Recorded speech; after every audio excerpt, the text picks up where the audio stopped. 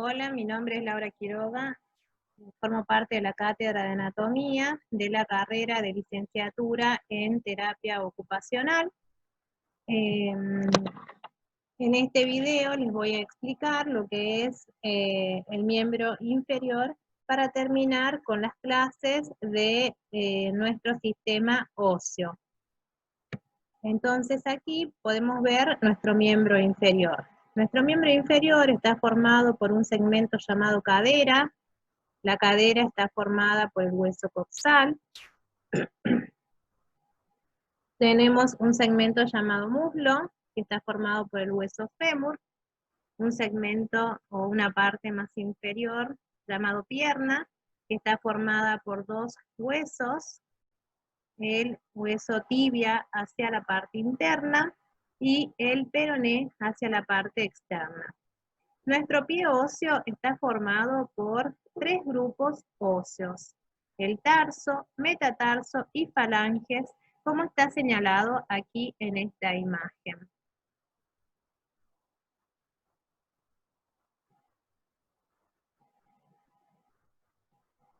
Ahora les muestro aquí el esqueleto completo para diferenciar lo que es esqueleto axial de esqueleto apendicular. El esqueleto axial está formado por los huesos del cráneo, los huesos del cráneo y de la cara, por los huesos del cuello, por toda la columna vertebral a lo largo, y también forman parte del esqueleto axial los huesos del tórax o tórax óseo. El tórax óseo está formado hacia adelante por el esternón y de adelante hacia atrás se dirigen las costillas. Entonces, este esqueleto axial forma o es el eje de nuestro esqueleto. Y el esqueleto apendicular está más externamente y son los miembros superiores y los miembros inferiores. ¿Cómo se relaciona el esqueleto axial con el esqueleto apendicular? Aquí tenemos entonces que nuestro esqueleto apendicular superior se relaciona por medio de la cintura escapular.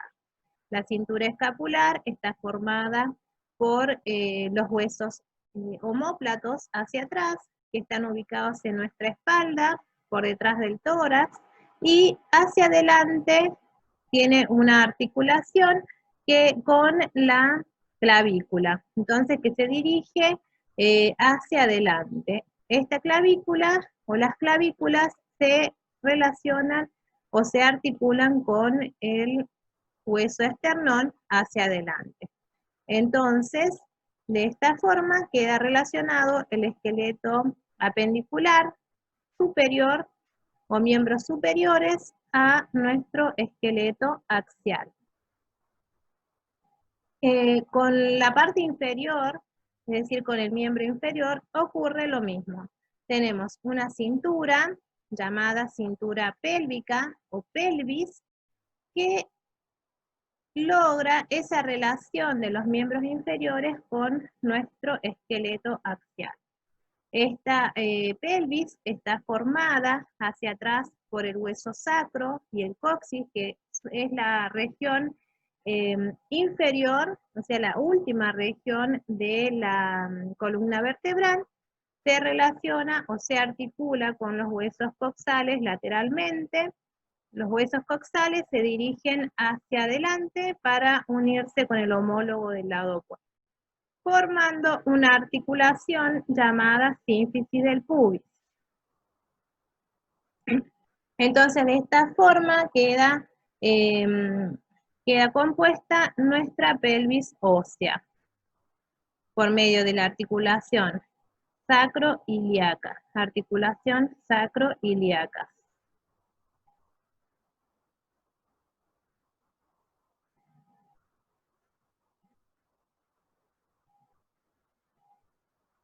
Bueno, otra cosa importante que hay que tener en cuenta en nuestro miembro inferior son las articulaciones.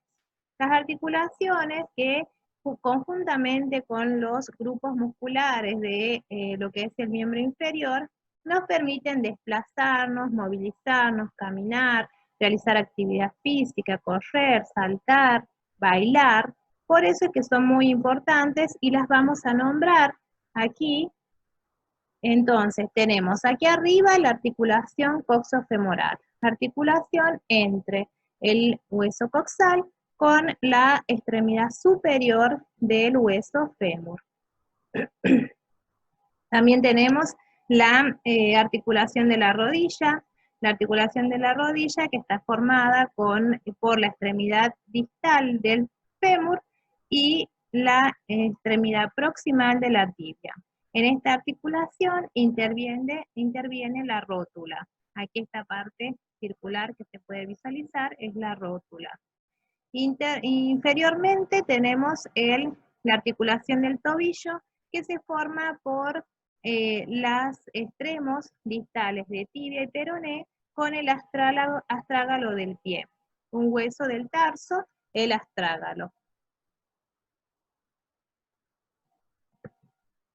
Volvemos a lo que es la cintura pélvica o pelvis.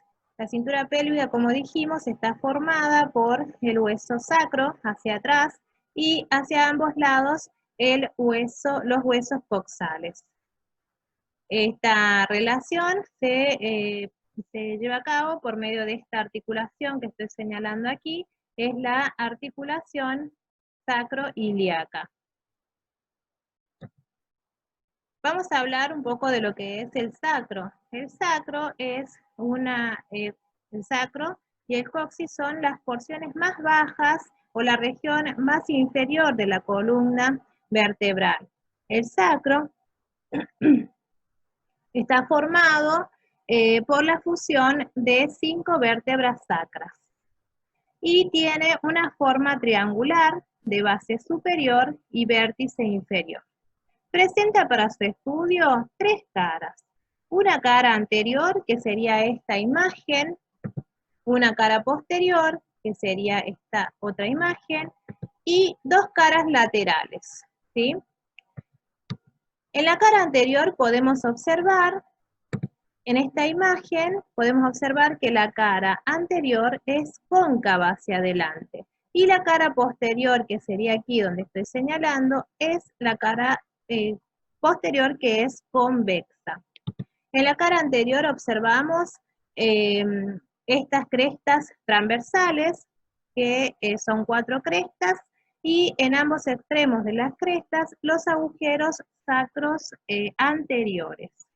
En la base del sacro, en su parte media, observamos esta superficie articular que corresponde a la cara superior del cuerpo de la primera vértebra sacra, que va a articular con la quinta vértebra lumbar.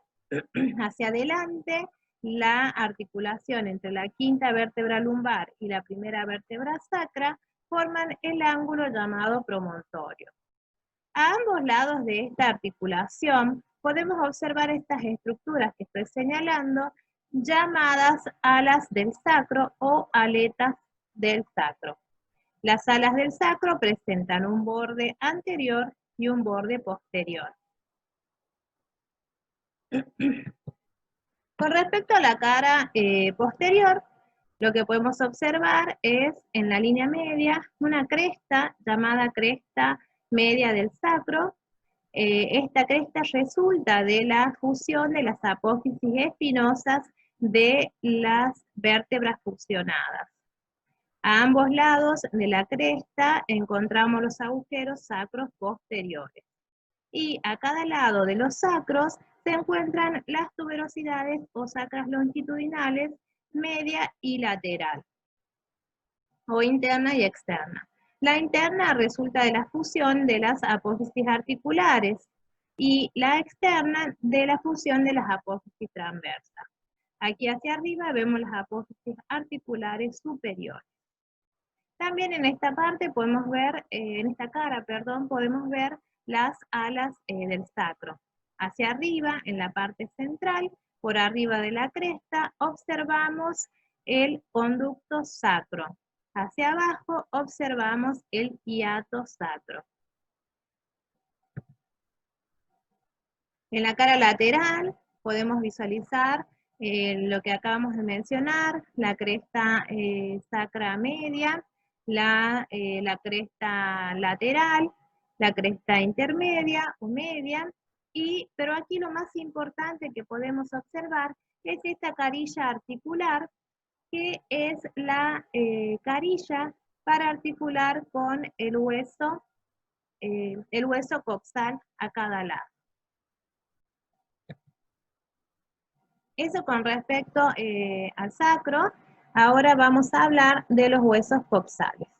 Los huesos coxales son dos, y es un hueso plano que presenta para su estudio dos caras.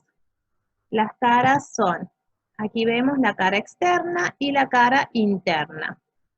Tenemos bordes también en este hueso, un borde superior, un borde inferior, un borde anterior y un borde posterior. También presenta ángulos, el ángulo antero superior, el ángulo póstero superior, el ángulo póstero inferior y el ángulo, antero inferior y póstero inferior. Ahora les voy a hablar un poquito de lo que son las caras. Este hueso, como pueden observar, aquí tiene distintos colores, ¿sí? ¿Por qué pasa esto? ¿Por qué ocurre, está pintado de esta forma? Porque este hueso está formado por la unión o la fusión en su parte central por tres huesos. El ilion hacia arriba, hueso ilíaco, el pubis antero inferiormente y el isquion póstero inferiormente. Volvemos a las caras. La cara externa presenta una parte superior triangular, de base superior y vértice inferior. También se dice que esta cara tiene forma de abanico y que su parte inferior sería el mango del abanico. Y observamos cómo se llama esta cara, esta parte de la cara externa, se llama fosa ilíaca externa. Y presenta dos líneas curvas semicirculares que son cóncavas hacia adelante. Una línea anterior, semicircular anterior, y una posterior. Entre ambas líneas curvas se insertan los músculos glúteos. El glúteo menor por delante de la anterior, el glúteo mediano entre ambas líneas y el glúteo mayor por detrás de la posterior. Aquí en la parte media de la cara externa observamos una cavidad llamada cavidad cotiloidea o acetábulo. Entonces, esta cara es inconfundible porque presenta esta gran cavidad articular. La cavidad presenta dos partes o porciones. Una parte externa con forma de media luna, llamada ceja cotiloidea articular. Y una porción interna llamada trasfondo no articular. La ceja cotiloidea presenta escotaduras. Una escotadura anterior llamada iliopúbica. Una escotadura posterior llamada ilioisquiática. Y una escotadura más notoria llamada escotadura isquiopubiana. Por arriba o superiormente a la cavidad cotiloidea se encuentra el canal suprapubiano. Por debajo el canal supracotiloideo. Por debajo el canal subpubiano. En la parte inferior podemos ver al pubis hacia adelante y al isquion hacia atrás. Estos dos huesos delimitan un agujero llamado agujero obturador. Este agujero es ligeramente triangular en la mujer y oval en el hombre. Y está tapizado por una membrana llamada membrana obturatriz. Eso sería con respecto a la cara externa. La cara interna del hueso presenta hacia arriba la fosa ilíaca interna, aquí donde estoy señalando. Y hacia abajo se desciende una línea llamada línea innominada que termina hacia abajo en la cresta pectínea. Esta línea innominada también se llama línea arqueada. La cresta pectínea también recibe el nombre de pecten del pubis. Por arriba y por atrás de la línea innominada encontramos aquí arriba la tuberosidad ilíaca e inferiormente la carilla articular para el hueso sacro. Por debajo de la línea innominada y de la carilla articular encontramos una superficie lisa cuadrangular que se corresponde con la cavidad cotiloidea. Está en relación con la cavidad cotiloidea. Inferiormente también observamos el agujero obturador. Los bordes, bueno, vamos a hablar de los bordes. El borde superior es un borde que se llama cresta ilíaca. Esta cresta ilíaca tiene forma de una S itálica, se extiende desde la espina ilíaca antero superior hasta la espina ilíaca postero superior. Esta cresta presenta una línea, un labio externo, un labio interno y un intersticio. En el labio interno se inserta el oblicuo mayor. En el intersticio se inserta el músculo. En el intersticio, el oblicuo menor y en el labio externo, el músculo transverso. Ahora vamos a lo que es el borde inferior. El borde inferior sería este sector que estoy señalando.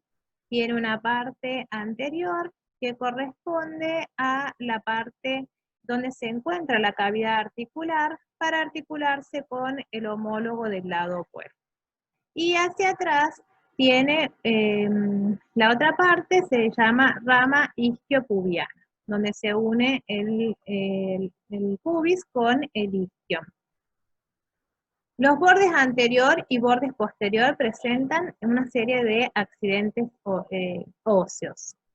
Desde el borde anterior hacia arriba, de arriba hacia abajo, presenta la espina ilíaca anterosuperior, la escotadura innominada, la espina ilíaca anteroinferior, la escotadura para el músculo psoas ilíaco, la eminencia iliopectínea, la cresta pectínea y todo lo que es superficie pectínea hasta llegar al ángulo o tuberosidad del pubis.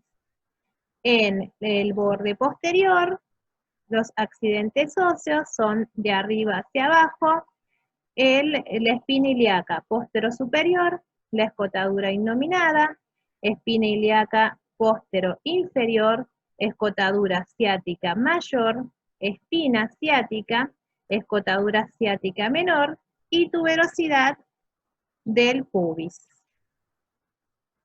Perdón, tuberosidad del isquion. Entonces, ya vimos lo que son los huesos coxales y el hueso sacro. Queda formada nuestra pelvis ósea que vemos aquí. Para ello intervienen distintos ligamentos. Aquí tenemos los ligamentos sacroiliacos anteriores y los ligamentos iliolumbares. Aquí abajo vemos la articulación de la sínfisis del pubis. También aquí podemos visualizar el ligamento inguinal y en la articulación coxofemoral podemos observar el ligamento iliofemoral y el ligamento isquiofemoral. Aquí vemos nuevamente nuestra pelvis en una vista anterior. Aquí tenemos una vista posterior de nuestra pelvis y vemos cómo atrás está relacionada por medio de los ligamentos sacros posteriores. Y aquí también tenemos otros dos ligamentos en la parte inferior. Tenemos el ligamento sacrotuberoso y el ligamento sacro-isquiático. Sacroespinoso o sacro-isquiático. Ahora vamos a hablar de la pelvis en general. La pelvis en general presenta para su estudio dos estrechos. Un estrecho superior, que es esta región que estoy señalando, y un estrecho inferior aquí. Esta es una vista inferior de nuestra pelvis. Entonces, el estrecho superior está delimitado. El estrecho superior está delimitado entonces de atrás hacia adelante por el promontorio, se dirige lateralmente por los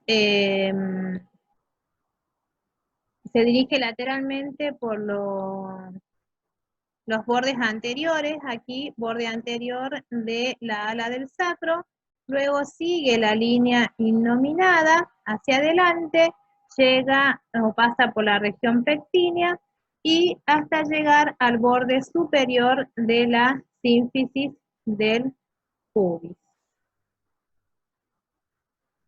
Entonces, dijimos, el promontorio, borde anterior de la ala del sacro, cruza por la articulación sacroiliaca, se dirige por la línea innominada hacia adelante, llega hasta la eminencia pectínea y pasa por la espina o tuberosidad del pubis hasta llegar al borde superior de la sínfisis del pubis. El estrecho inferior, esta es una vista inferior y está delimitado por el borde inferior de la sínfisis del pubis y hacia ambos lados por las ramas isquiopubianas. Aquí hacia atrás por las tuberosidades isquiáticas. También en la parte más posterior, aquí por la unión sacro-coccigia. De la tuberosidad isquiática hacia atrás se relaciona por medio del ligamento sacrotuberoso.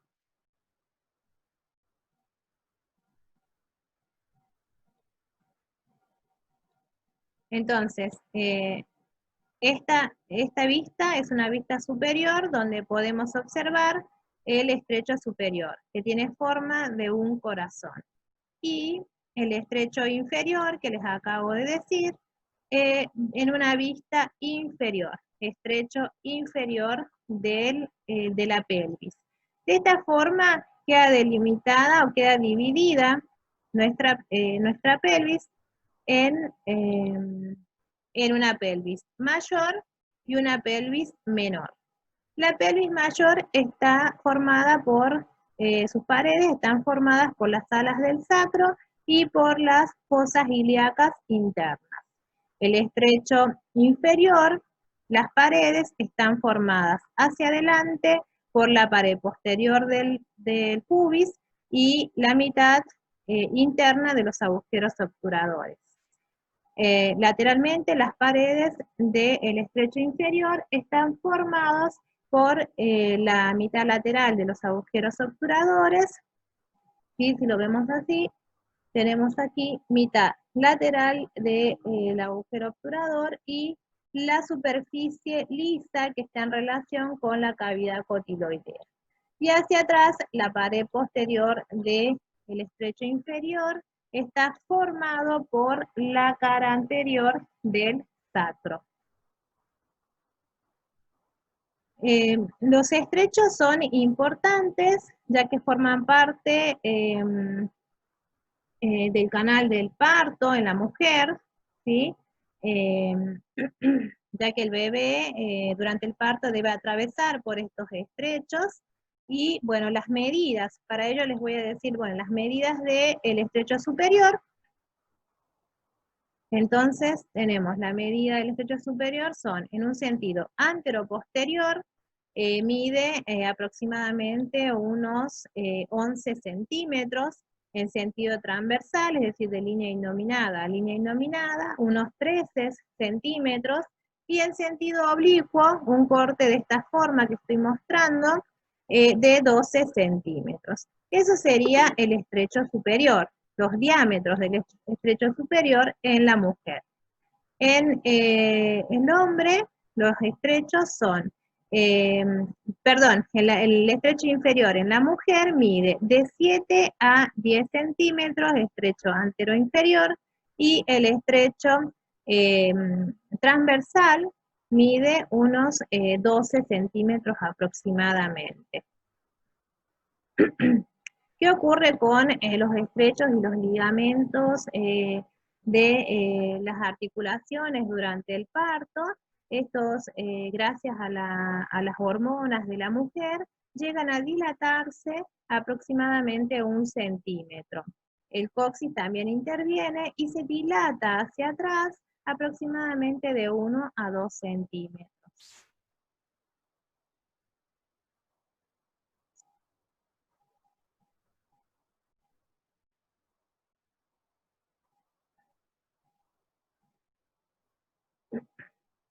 Entonces, eh, aquí les hago la diferencia les muestro la diferencia entre la pelvis de la mujer y la pelvis del varón.